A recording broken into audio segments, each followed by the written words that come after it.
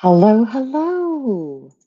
I hope all of you are having the chillest possible Monday because we are going to have kind of a lightly abstract session today.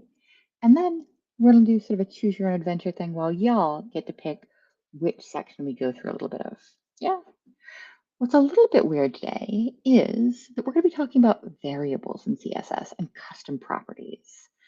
And both of these kind of preview some concepts that if you did go on to learn Python or you did go on to learn JavaScript, concepts like variables are going to come up again. So it's really nice that we're tackling them with CSS. But they can feel a little abstract at first. So let's go through them together if that's okay. This is week 9 of the boot camp. And I see some folks in the chat and I've seen some folks in Discord saying, oh, I'm not caught up or I've still got this to do. I cannot reassure you enough that there is no hurry. There's no hard deadlines. The streams will stop after the end of next week, but the Free Code Camp Discord's always around, and there's no hard deadlines. Your progress in Free Code Camp is not going to like just magically disappear. Yikes! Everything's terrible, but everything here is okay. There's no hard deadlines. Amazing, amazing. So I'm going to be hitting you with a heck ton of different MDN links as we go as well.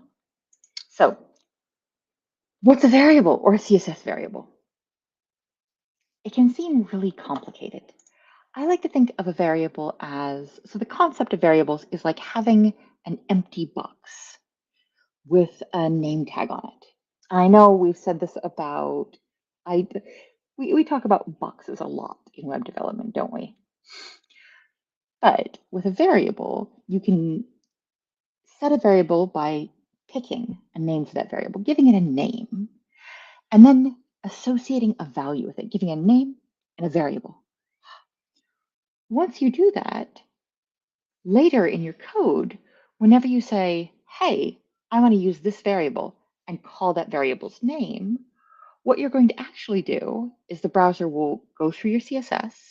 It'll say, hey, for example, the background color here has been set to the variable of light background color. It will go and look for where that's been defined and then apply the value associated with it. This feels super weird, but it'll feel less weird with time. To declare a variable, the property name has to start with 2 dashes. And where we, so the variable, hang on, I'll put it in the chat. Dash dash is the syntax we need to define a CSS variable. Oh gosh. So we'll hear sometimes people say, define a variable, create a variable, set a variable. All of these mean the same thing.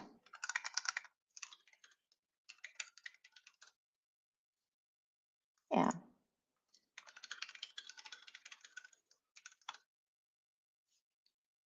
Oh yeah, and some folks who do different types of programming languages might be saying, oh, so it's just like a regular variable. It's going to feel a lot like a regular variable if you use other. It's for a lot of programming languages. It's going to feel like variables in other programming languages. So the tricky thing is we have to set our variable or define our variable someplace. So before we can use a variable, we need to set it. Okay, cool. Generally, perfect timing on this question. Do we declare variables at the top or are they place agnostic? Here, place agnostic means, can we put them anywhere?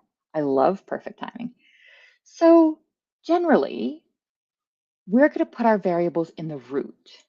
And that's because variables, when you set them, can have different types of scope. Usually with CSS, when we set a variable, we're going to want to be able to use it everywhere else in our code. So setting it in root gives us the most access. We're only talking about variables a little bit, and we're going to be using them. I'm so excited. We're going to be using them with the animation on Thursday and Friday to make a penguin. So we're not really going to talk about variable scope too much, but what we will talk about is how variable scope changes with CSS cascades. Yeah, so here is just showing us how we would define a variable. So this is a variable we want to be able to use anywhere in our CSS. So we would say it has global scope. And we've got those, so we're setting in root. Yeah. Then we've got this dash dash. And here, this BWC purple, what we're doing here is we're setting the name of the variable. Yeah. And here, this hex BA6D, BA, this hex code, is where we're setting the value. So I'm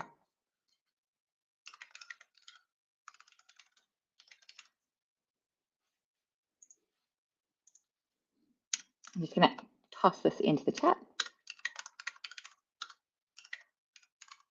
And pseudocode, it'd be better if I spelled that right, huh? Let me try it again.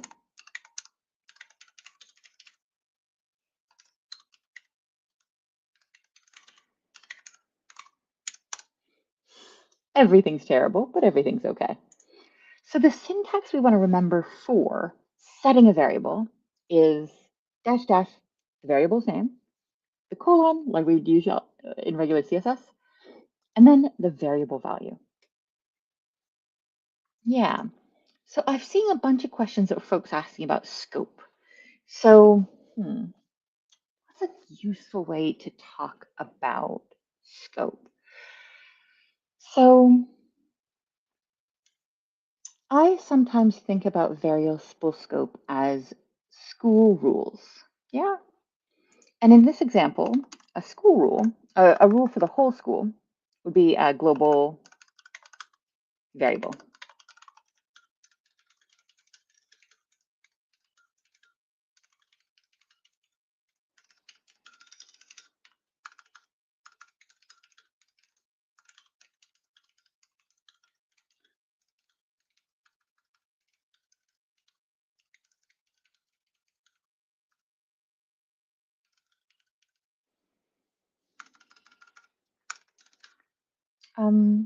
So like I said, yeah, so if we're picturing our CSS as a school, setting a global variable is like making this information a rule for your whole school or all of your CSS code.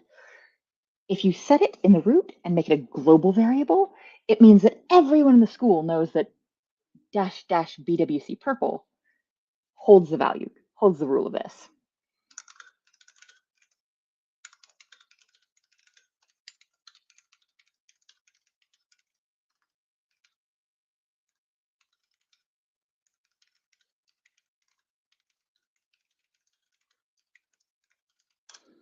Yeah. So the two different things we're going to be doing with a variable, three really. First is we'll define a variable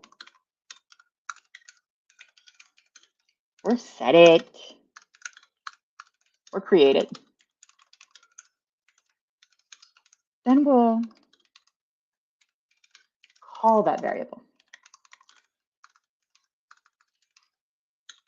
which we could sometimes say is using the variable. Or Nikia spells like you could say you're initializing it. Yes, you could. So create the variable. Start the variable. You can also say initialize, which is a very, very good, very computery way to say it.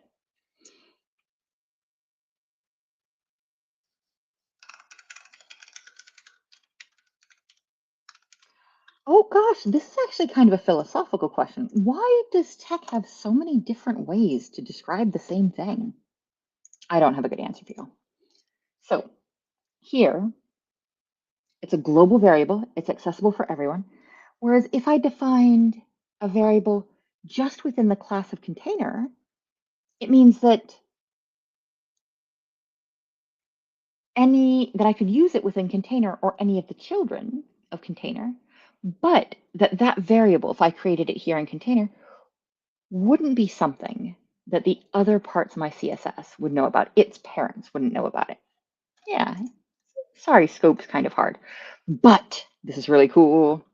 Since Do y'all remember those CSS cascade rules we learned that were really, really difficult? We were like, oh, but the A, B, C, D, and we did the points for how specific things were.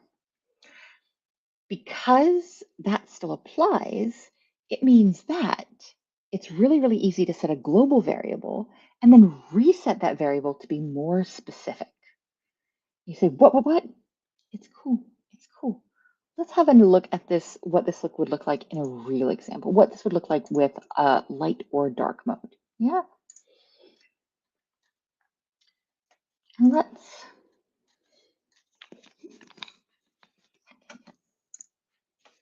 me go right to the like right here. Okay. So here we've got our index, we're linked to our style sheet, and then we've got a button that says click me. And let's take a look at what's going on here. We've got our variable defined in the root. Okay, it's okay so far. And here, when we're setting the rules for the class of button, we're setting the background color to, and this is syntax as well. So to call a variable, we're going to want the syntax var. Hey, this is a variable. And it's not as important to understand this quite yet, but this is a function, just like we did with, gosh, can somebody remind me what the other CSS function we learned was? So to call a variable, we say var, and then the variable name.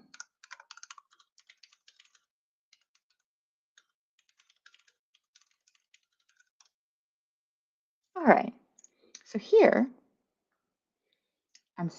I'm defining the variable main color in my root, and here I'm saying, hey, do you know what? Can I go ahead and make the background color this main color? Oh gosh, thank you so much.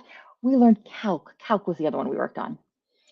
I have a big, hard question. And when I first wrote my notes for this class, I was just going to tell you, but why would it be useful to use a variable instead of just writing the code out?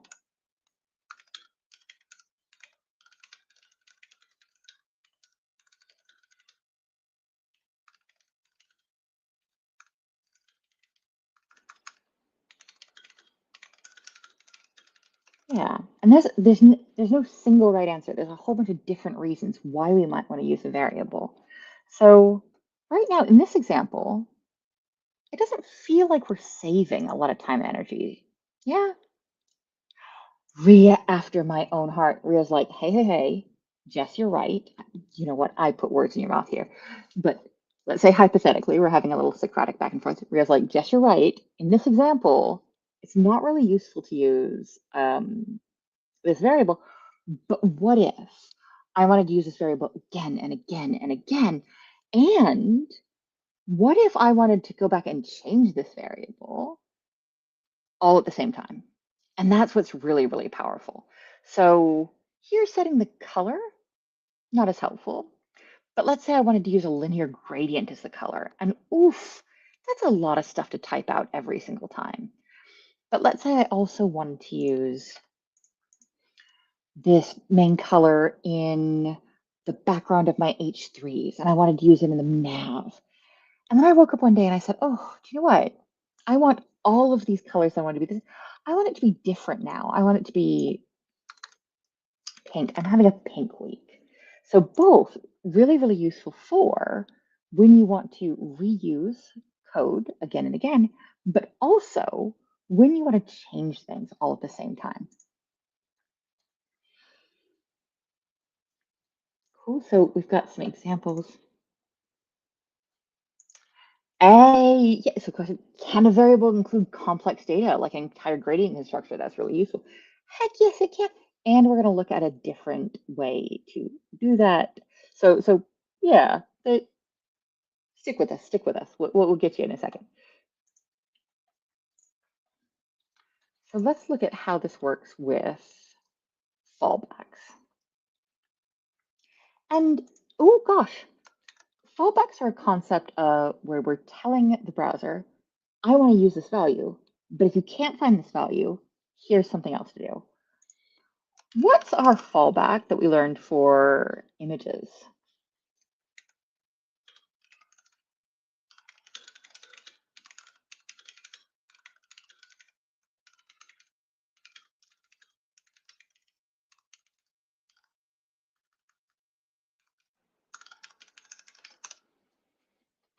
Yeah, what's the fallback we learned for images? It's also really good for accessibility. So one thing that, Johannes, thank you, alt text. So fallbacks. Here we can say, here we've got link to our style sheet because other people are really, really good at remembering to link to their style sheets. Here we've got this div, but in the styles, we've set our text color variable to green. And here we've said, hey, for my text, everything that has the class of text, which we have right here in this div, anytime you see class of text, I want to set the color to the variable text color. But if you can't find it, if I typed this wrong or something's gone wrong and you can't access the value of that variable, I want you to make it green, please.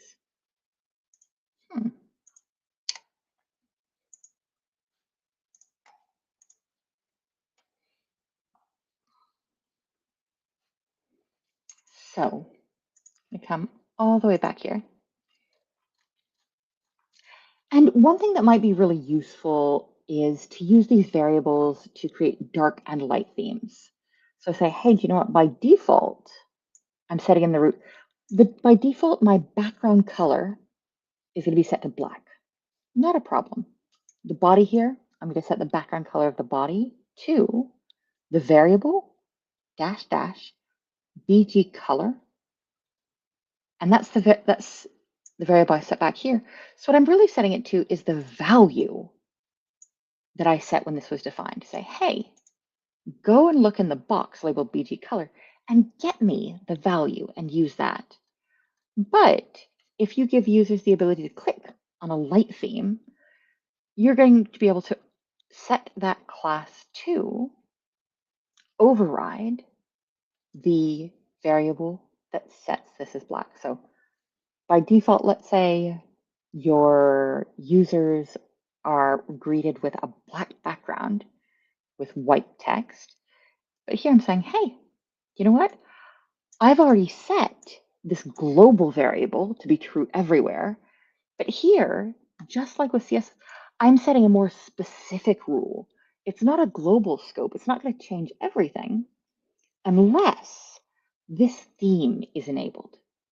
So as a rule, I want everything that this variable is applied to make the background color to be black, unless a more specific class changes this.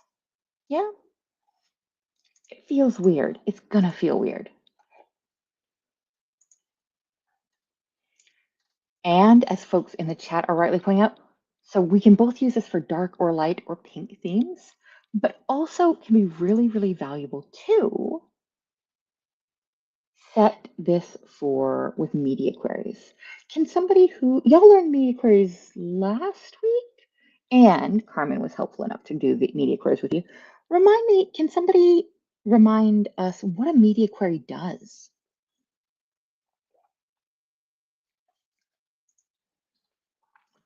So here in the root, as global variables, we're setting variables of card width, and we're setting them to 90%. Okay.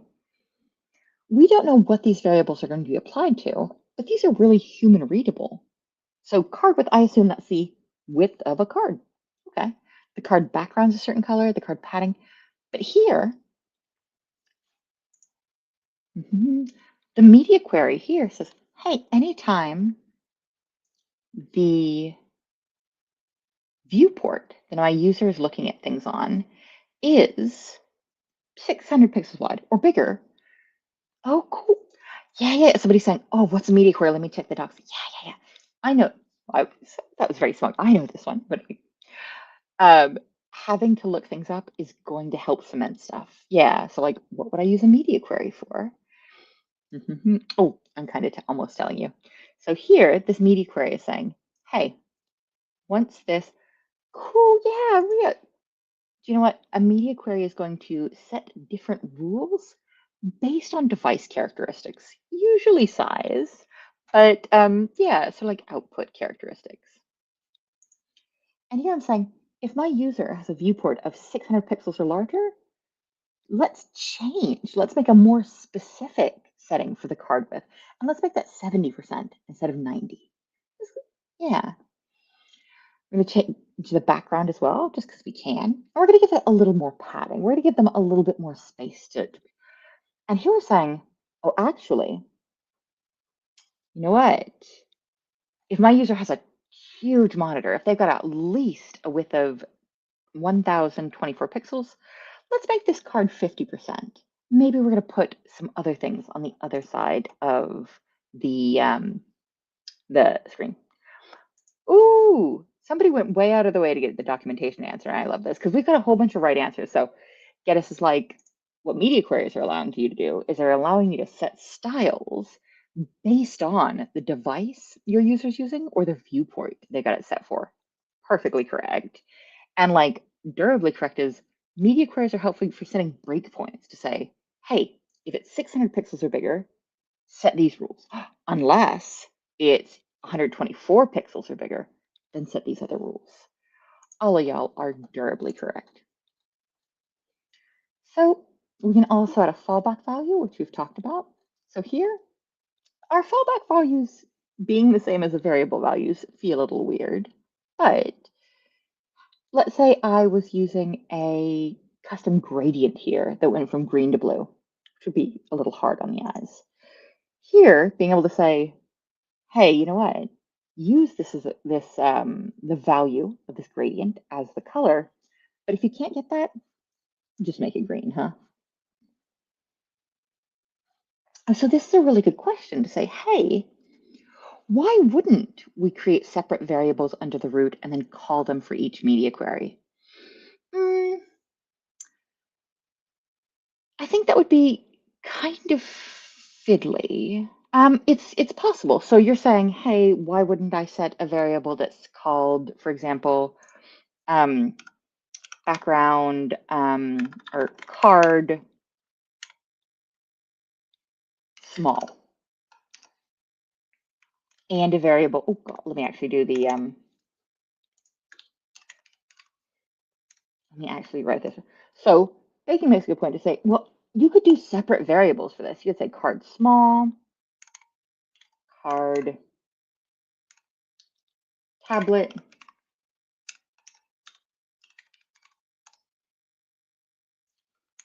and card large. But yeah, what we're doing by overriding these, we're just sort of using the cascades to sort of handle this logically instead of trying to remember, oh, I've got to set this, I've got to set this. Yeah, they're different philosophical approaches. I would probably pick one of the over the other, but I'm not sure either of them are wrong. Variables can also become other variables. So here, we've got our primary color. And here, we've got a class for button backgrounds. We're saying, hey, do you know what? For our button background, I want it to be our primary color. And this is being inherited down. I love this. This is so complicated. So we've got kind of some logic to talk through. Here, our background color is set to the variable of button background. And if we're picturing going up to tell our browser to say, hey, when you color in this button, I want the background color to be the value of the variable called button background. And the browser goes and looks in the box that says button background, and it's so excited it's going to get the color. But inside that box, what you actually get is a little note that says, hey, I don't have that information for you. I'm going to send you to another variable. So here, button background, you go to look for the value, and the value to button background is set to the value for primary color. Huh, Okay. So here we can set the value of a variable to be the value of another variable. Ooh, ooh, ooh, ooh, ooh, ooh, I have a really fun question. So as a spoiler, this only works in this order. If I said, so if row one, root, not a problem. Row two, if I had rows two and three switched, if I had button background defined as a variable set to the value of primary color, and then I had primary color defined below it, would it work? Yeah. So it might be something to try out. Would that work and why or why not? Ooh,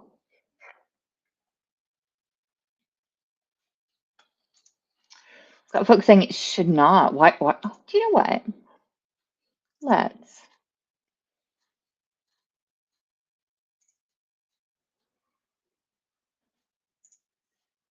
All right, let's come over here. So here we've got pretty much the same code. Let's switch around.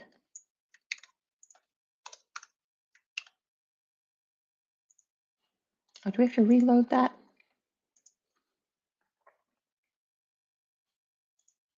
Hmm. Let's open you in Sandbox, please. Where is your CSS?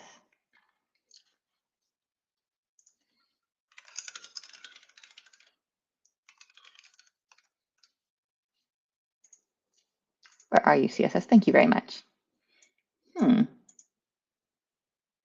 Wow. Oh gosh, y'all are. Oh, my effusive apologies. I'm rubbish at sharing the tab. Hmm.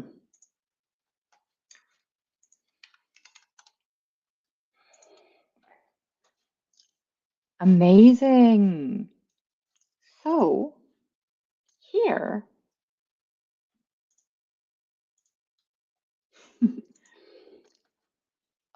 I'm picking on y'all because a lot of programming language, this would not work. And this is just fine here. We say, hey, go and look for this box, go and look for this box. What I'd like, I know, you'll have tons of work to do. What I'd love to do is give you a couple of different things to experiment with. So this is a really good time to get weird. What would happen if we redefined primary color under it? Ooh, ooh. So here, before I added another definition for primary color, it was okay saying, hey,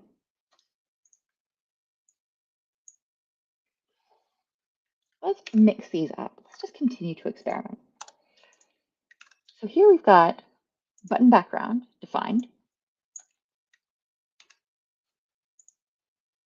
And it works okay. So some of y'all, and I mean to y'all on purpose, some of y'all are used to programming languages where this would give you an error. Here, this works okay. Why is defining this as pink after this? This is a very CSS. Edda, no, you're cheating. Yeah. So here it's the cascade. Let me come back. I'm conscious that we've got a ton of stuff to go through, and I am just absolutely coming back to variables are a concept, variable. And for many of us, I think, oh gosh, can I have a yes, no can I get, oh, actually, no, can I, in the chat, if it's not a bother, can I get a new or old if variables are a new concept for you or an old concept for you? Because we're going to go on to something harder and weirder if most folks are okay-ish with variables being weird concepts. I remember I got this. Oh, okay. Oh, sorry. I should have asked this way in the beginning. So for folks who've done variables before, CSS ones are just additionally cursed because of Cascade, but additionally cursed in ways that lets you do cool things. So. I don't remember who, so I'm not going to say their names, but somebody asked me, what if I want to make my own CSS property? How do I do this? And I was like, oh, we'll look at a way to do things like that later in the course. But if you wanted to make your own CSS property that you use anywhere, you'd have to talk to the W3C. Here, what about the at property rule? What about the at property rule? What about the at property rule? Okay. Let's jump around a little bit. Share this tab.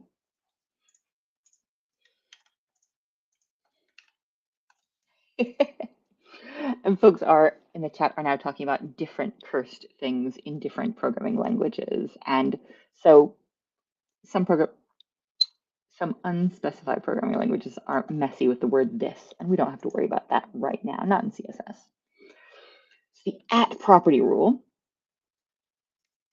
The same way a variable lets us set a value, the at property rule lets us set effectively our own brand new custom CSS property within the scope of our own project. We wouldn't then be able to, because the question I got was really good to say, how do I define a CSS property?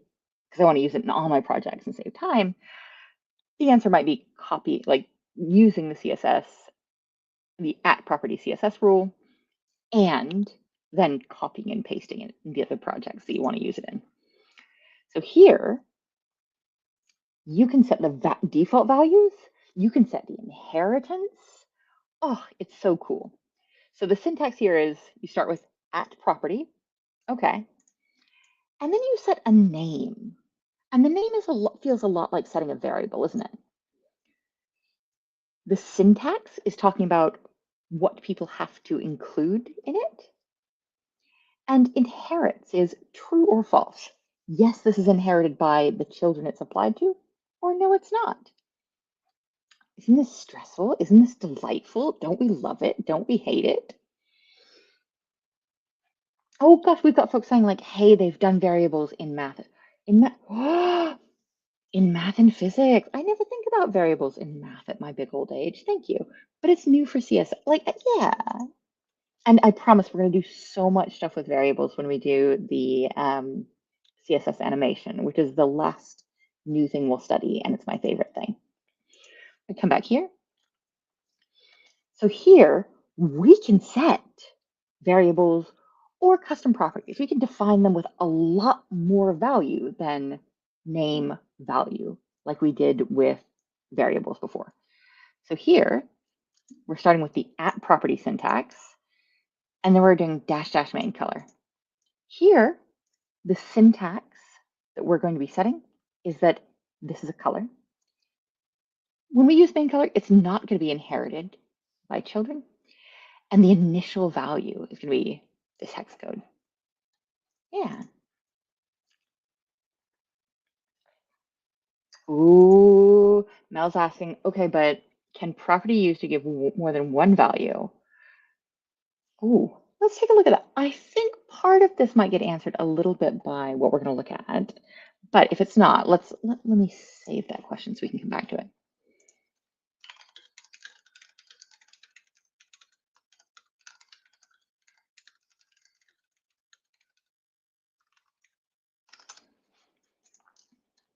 So syntax is the type of property, and this could be any of the sort of data types that CSS already knows and is okay with. Yeah. So this could be color or the length or the number or the percentage or complicated ones we're not going to talk about right now. Inherits is saying, hey, is this going to inherit the value from its parent element? And the initial value is saying, hey, this is the default value of this property. You could change it and get more specific, but this is the default. Oh, gosh, look at that team. With the at property rule, custom properties can even be animated. Gosh, I wonder if this is going to be useful and applicable in incredibly cute ways, maybe on Thursday and Friday. I'm so sorry to be so silly, but CSS animation is my favorite. I'm really bad at it. So, oh gosh, did I already chuck the, I'll put it in the chat one more time again if I didn't already put in the MDN for this. Let's, hmm, hmm, where am I? Who am I? Let's come here. Thank you very much. We're going to come into this tab just because we're able to take a look at the interactive bits.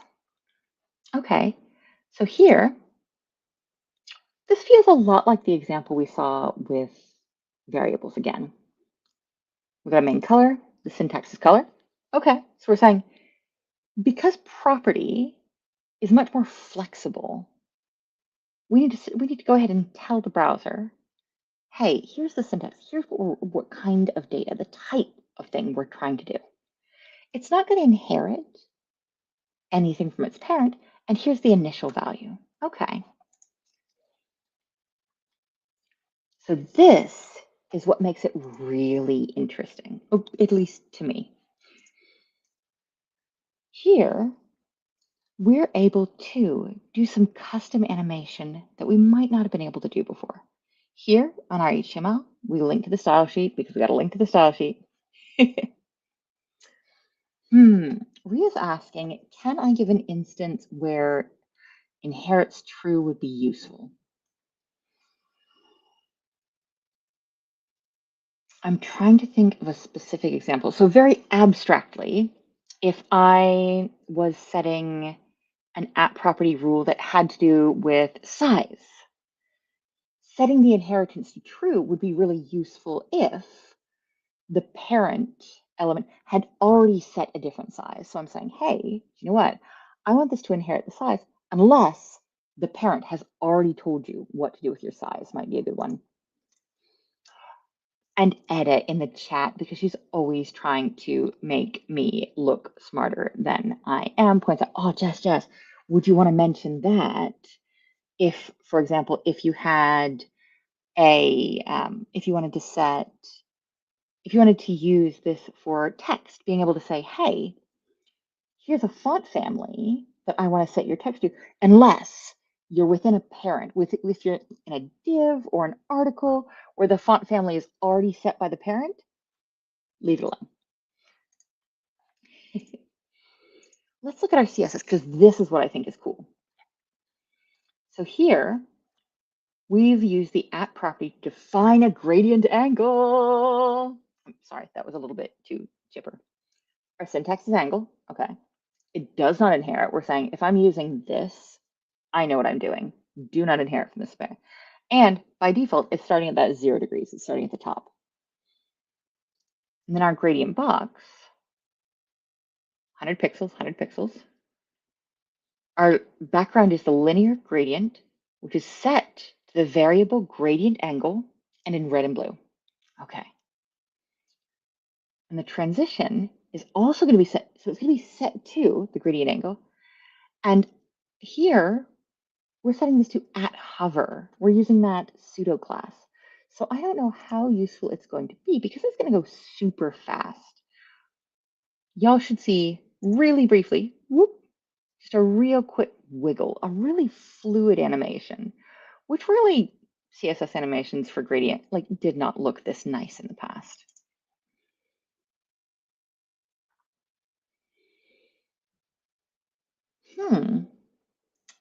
That's such a good question. Mel's asking, does the inheritance mean the device doesn't have to recalculate values and makes it less resource intensive? I actually don't know. But it's going to be minimal if it is. Oh, sorry, we're seeing other people answer this. But yeah, here the setting the inheritance true would be, hey, I want to set these values unless your parent has a different idea, if that's okay. Let's keep hopping through that. And let's talk about fallbacks.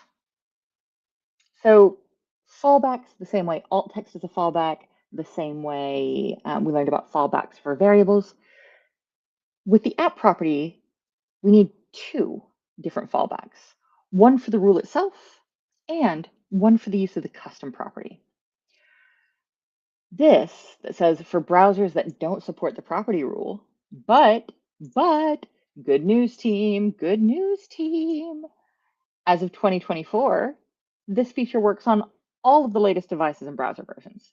But, we live in the real world. This feature might not work in older devices and browsers. And because you're a very good web developer and a good person, you're still going to make accounts for that. Yeah. So come on back. We can provide a fallback by declaring custom property in the traditional way. Let's come back to styles. So here in the root, I'm setting the main color to this really nice blue. Here, I'm also setting it as an at property. The syntax is color. It doesn't inherit. It sort of overrides when the parent has a different idea. And the initial value is set to the same color. And what I'm doing for a fallback is I'm using this variable to say, hey, just in case you're on a real old browser and your browser doesn't use this at property rule, I've gone ahead and specifically defined a variable for main color, and I've gone ahead and done it here. So,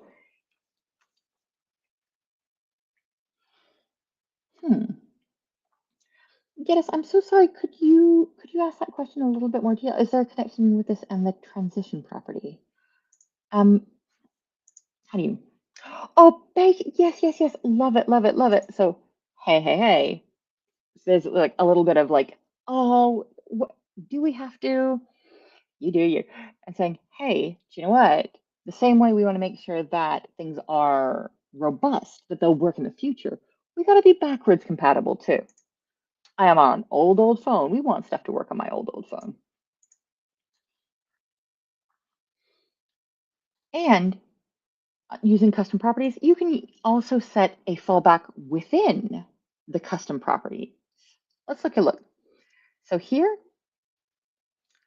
the button, our background color is set to the variable of main color. And we've got the fallback right in here, just like we learned to do with fonts. When we imported, sorry, did you see me just like reach for that for 10 minutes before getting there? Y'all will absolutely have to forgive me. It is warm here. And living in the UK, I do not hold up the warm well. So you can set up fallback within defining a CSS variable. Here, when we're using the at property rule, we've got more complicated fallbacks. And we could use those to provide type safe fallbacks. We briefly mentioned the type. So here, what is the type for this at property? What do we think it might be?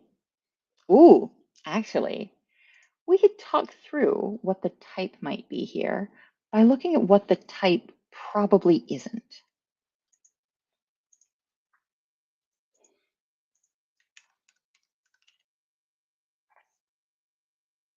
So here, where am I? Oh gosh, here I am. Here, we've got 3 different values. We've got the initial value, and that's probably not the type. And we've got a Boolean for whether or not it inherits, and that's probably not the type. So if anything is going to be the type here, it's going to be the syntax, huh? Okay. So here, the type is length. Oh.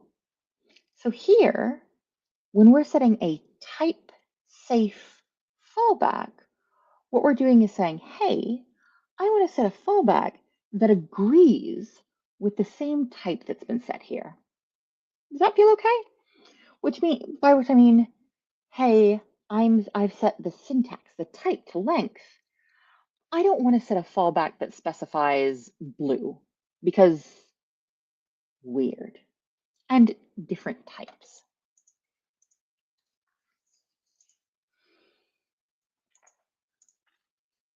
Here, we've got the at property with --s padding.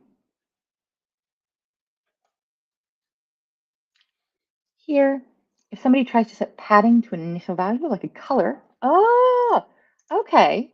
So here, a color, so trying to set padding to a color, which would not be a type safe value because it is not the same type, is going to say, hey, no, absolutely not.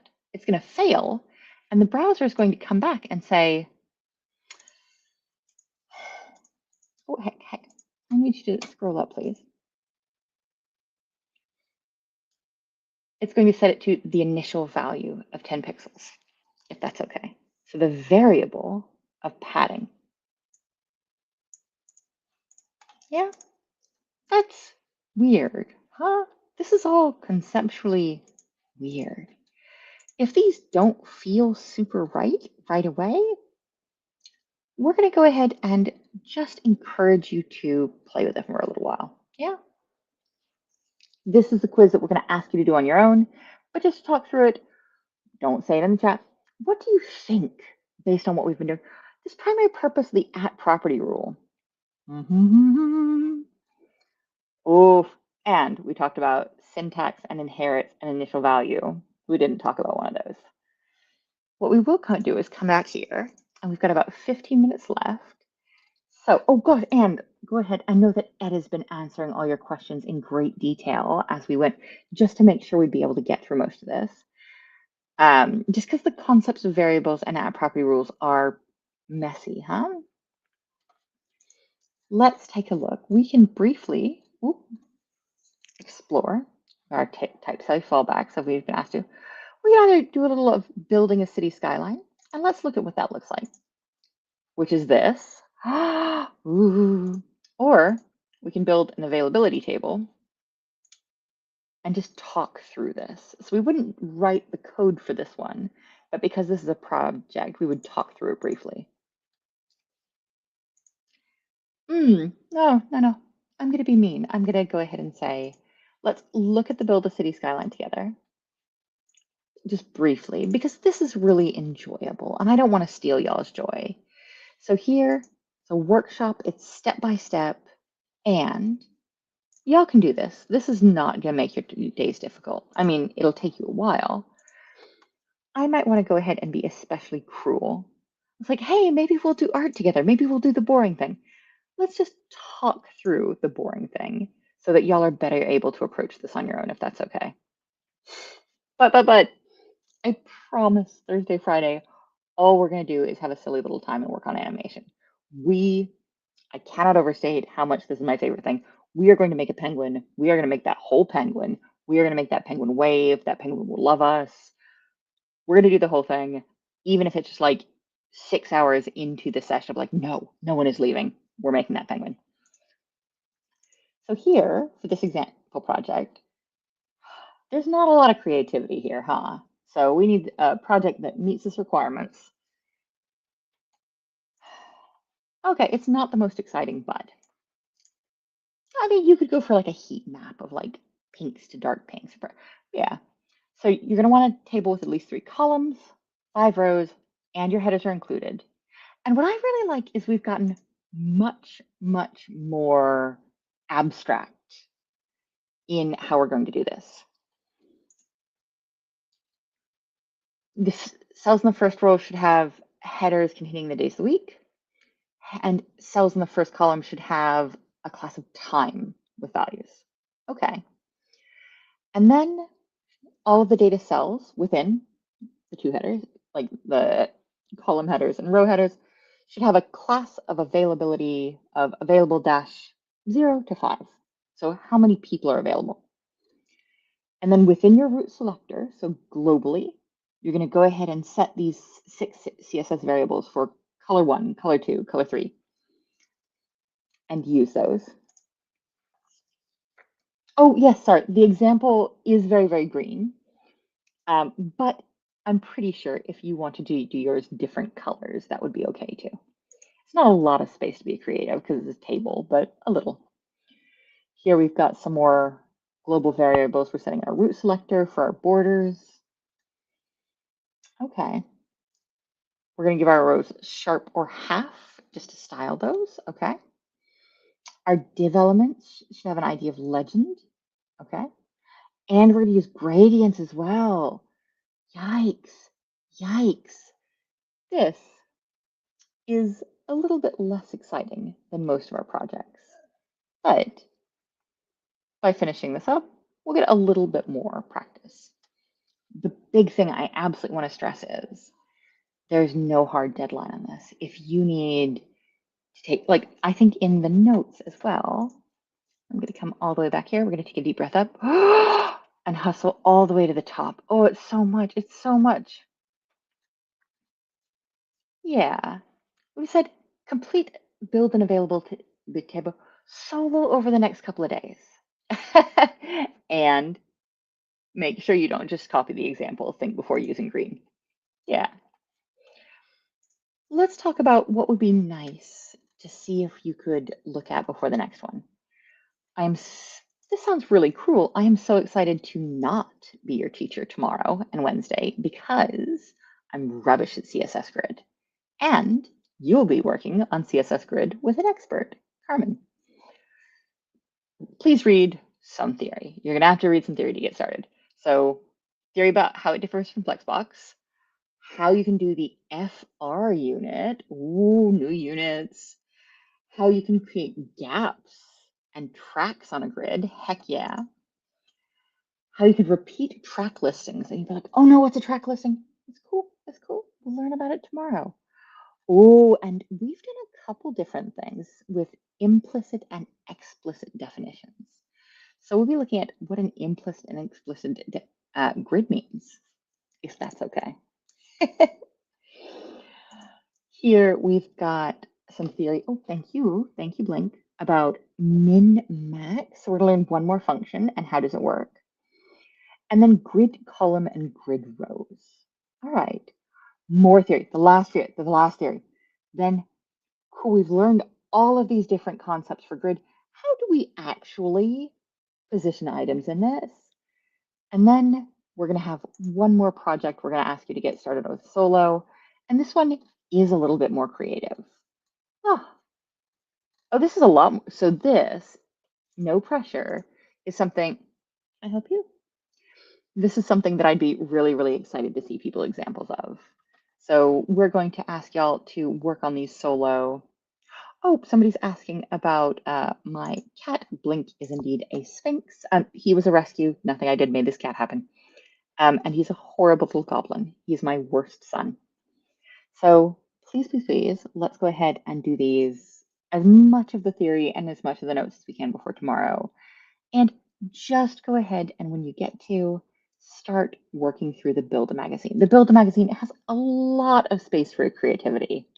So with the availability project, it's less exciting. It doesn't make our heart sing.